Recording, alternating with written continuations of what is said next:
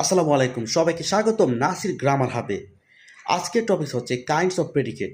আজকে আমরা প্রেডিকেটের প্রকারভেদ নিয়ে আলোচনা করব। Let's begin the video. Kinds of predicate. There are mainly three types of predicate. Number one, complete predicate.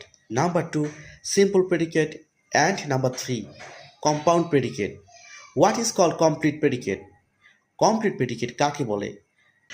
The predicate with all its words is called complete predicate.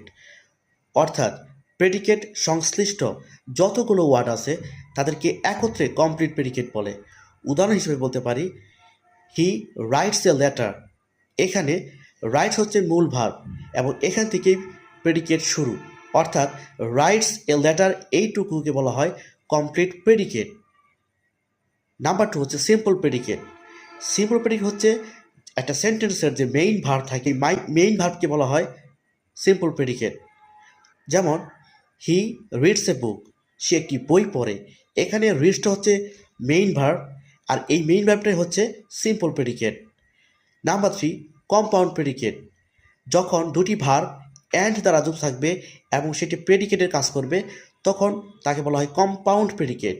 যেমন he went to market and bought a pan.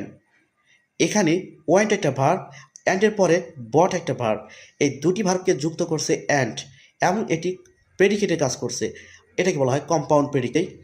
He wrote a book and published it. এখানে wrote থেকে শুরু করে published ইট পর্যন্ত হচ্ছে compound predicate. আশা করি সবাই বুঝতে পারছেন। যদি ভিডিওটি ভালো লেগে থাকে তাহলে অবশ্যই এই চ্যানেলটি সাবস্ক্রাইব করে পাশে থাকবেন এবং পরবর্তীতে ভিডিওতে আমি আরও নতুন কিছু নিয়ে আসবো। অবশ্যই আপনারা আমার পাশে থাকবেন।